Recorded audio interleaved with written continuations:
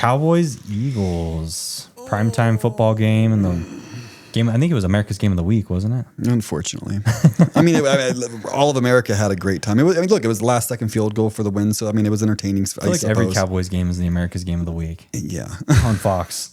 You see, number one, I hate the Cowboys. I hate them so much. It's not really due to the players. It's because of the media circus that's always around them. We know that the media wants them in the playoffs and the whole, it wears on me. Like, don't get me wrong. I hate Eagles fans for a completely separate reason, but like Cowboys beat the Raiders. Like, oh my God, we're the best team in the world. We're going to and it's just like, oh my fucking God, go away. And I hate Eagles fans for a completely different reason. Like, trust me, they each have their own thing.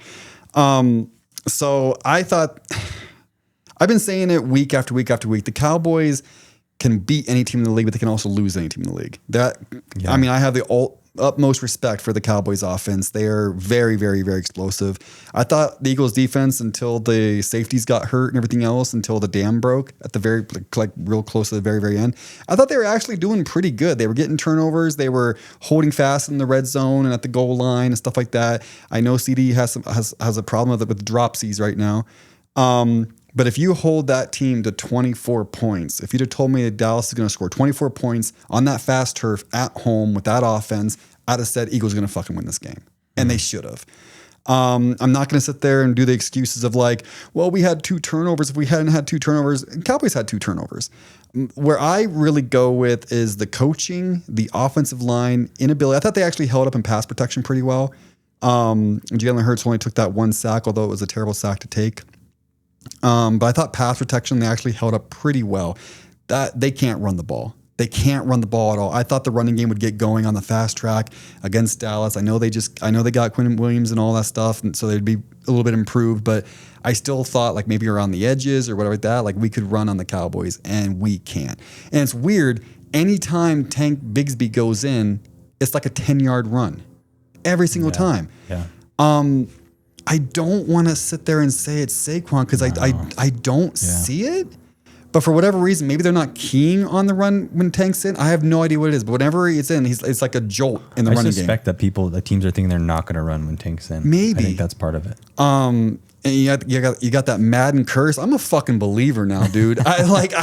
This team, you can't tell me when they were in the NFC Championship game last year, or I mean, Commanders had a bad run defense, but like against the Rams or against whoever, you can't tell me late in the year that teams were not focused on our running game. Like, you can't tell me that. And we were still busting it off. So I can't explain it, dude. You can't tell me Mekhi Becton makes that much of a difference. Is he benched now? Is he even playing? I don't even know. I don't think he's playing. Like, you can't tell me he makes that much of a difference. I know Cam Jurgens is not playing. Like, he's been hurt. He's not playing up to his how he usually is. Landon Dickerson's been hurt. Lane Johnson obviously didn't play last week. So I don't know, dude. But this running game, they can't run the ball. And I'm ready to accept it. They can't run the ball. It is what it is. So now you make the Eagles a passing team. When you have a 21-0 lead, which I was on cloud fucking 9, I was like, oh my God, fuck yes. I gotta say, I was impressed too in the second quarter. I was like, wow. Eagles is the best the Eagles have played so far. Yes. Complete football, you know? And then they went into hermit mode, which I know they went into. A.J. Brown involved. Yes. And I know they went into like, okay, we got 21 lead. Let's not fuck it up. Let's play it safe. I know they went into that mode. Mm-hmm. But here's the problem. You can't run the ball. Exactly. So now you're trying to play it safe while still passing. Exactly. But what you're doing is you're giving a very explosive offense more cracks at it. And the dam's going to break eventually. Yep. And so then when they're like, okay, we need to step on the gas again. Well, Saquon Barkley fumbles, or there's a fumble here, or there's a penalty.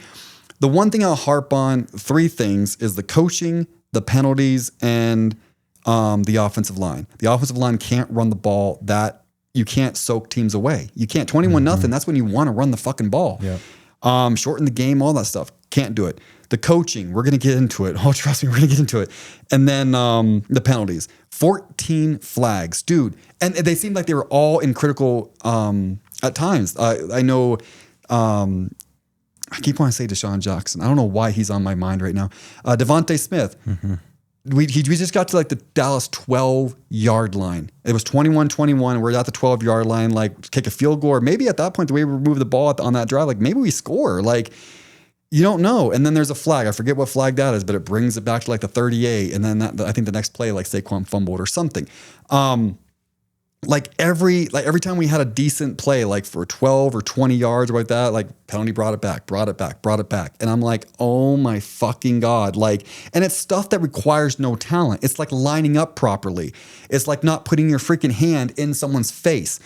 It baffles my mind. The Eagles have not had 14 penalties since Nick Sirianni's first game as head coach in 2021.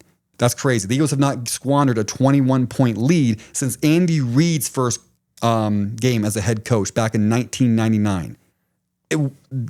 Like the Eagles are now on like a historic, like fucked up slide right now, and it's just ridiculous. Now you got a short week against the Bears. You're not going to have Makuba. He's fractured his ankle. Like you hope that he's back for the playoffs. You don't know. I don't know about Reed Blankenship, how bad that injury was. It looks like he was trying to go back in the game, but here you're on a short week on Friday. And, you know, a lot of people aren't believers of the Bears, but they're still 8-3 like you are. Like if you don't handle your business, they could, you know, and then you're even lower and you're falling. Right now, I just hope that we still win the division, if nothing else, but to say fuck you to the Cowboys at least. Like that's all I'm. But as far as coaching, I want to play a couple things.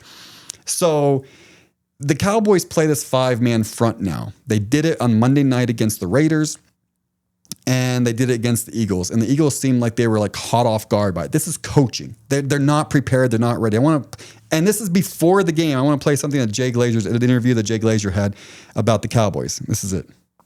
All their defensive tackles since trade deadline. Quentin Williams, right? And you saw a difference that he already made. So I asked him, I said, so you have all these D tackles, what are you going to do? He said, this allows us to use 5-man fronts. And we're going to do it a lot. You're going to see all these guys kind of rotate different. And I said, well, how often did you use 5-man fronts before the trade deadline? Like, not really, hardly ever. So now we're going to be able to use this in certain situations just to mix things up a lot more than we had and show some different looks than we were able to do before the trade deadline.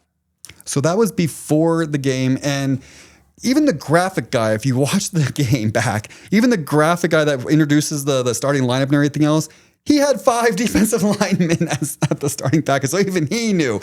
And now this was after the game. Landon Dickerson, Eagles offensive lineman. They rarely run, and yeah, we just didn't execute the game plan we had. What was that defense? Just 5 down fronts. Not usually. Typically, some they were running a whole lot, and turns out that was their flavor of the day. Not prepared. I can't tell you how many times after a game, mostly from the Eagles offensive linemen actually, but they did something we weren't prepared for. Like, dude, are you not like, so with the penalties, all the flags, I understand if this was the first time, now this is the first time it's been 14, but if this was the first time the flags were an issue, I'd be like, all right, I blame the players. This is week after week after week after week after week. They're not prepared, and they're clearly not prepared for anything that the other defenses are going to do. Eagles are usually okay the first drive, maybe the second drive, a scripted 15. Once defenses adjust, Eagles can't readjust. Yeah. I am over it, dude. These coaches, I blame Kevin Patullo, who is a moron of an offensive coordinator, and quite frankly, I can't stand Nick Sirianni. At the end of the day, since 2021, this has been his offense. And I think Shane Steichen kind of put in some wrinkles here and there, but for the most part, this bullshit is his offense. I know a lot of people want to blame Jalen Hurts. What do you want him to do? I didn't see him fumble the ball. I didn't see him commit a penalty. He was probably the only person on the field that didn't commit a penalty. At the end of the day, I don't care what happens. I just want change, and I don't care. I don't see the Eagles winning the Super Bowl this year.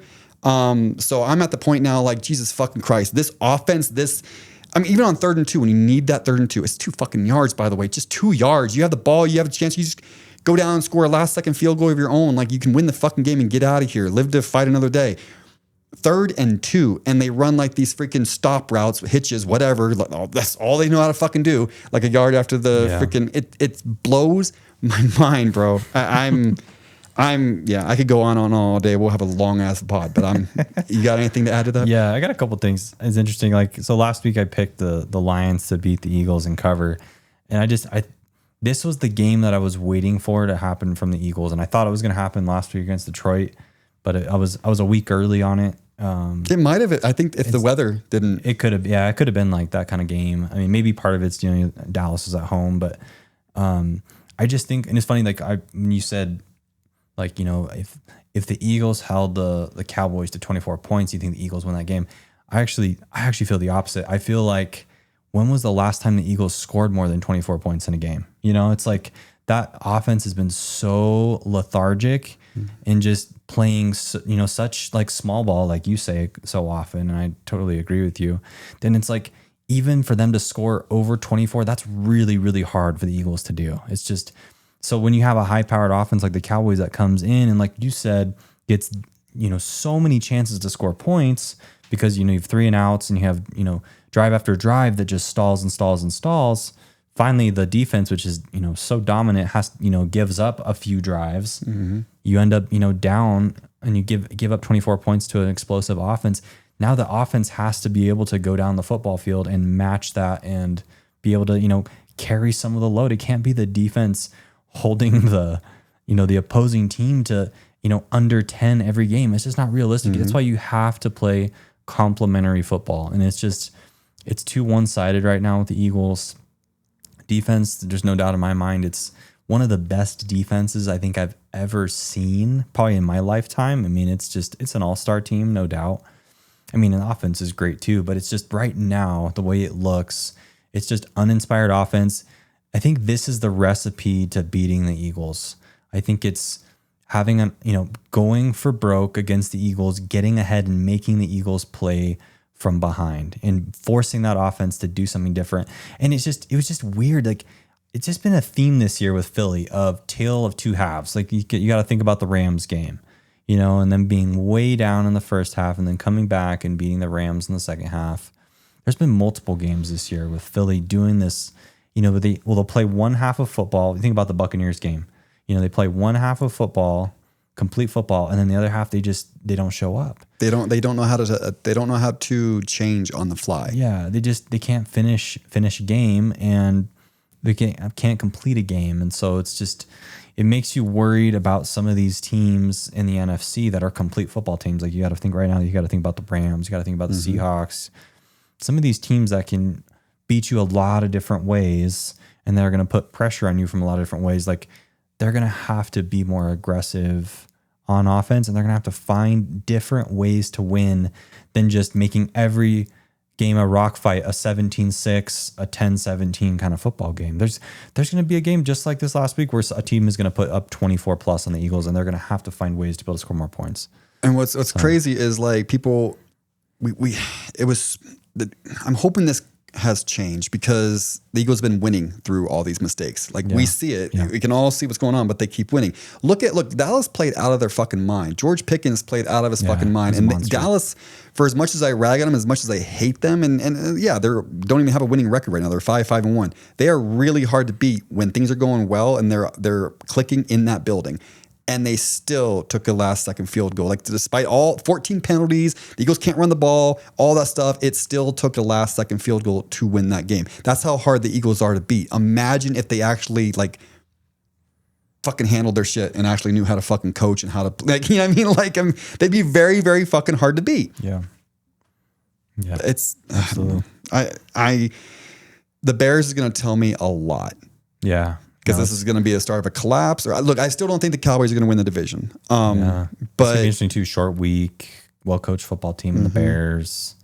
Yeah, it's going to be a really good game. Hey, YouTube, what's up? My name is Justin.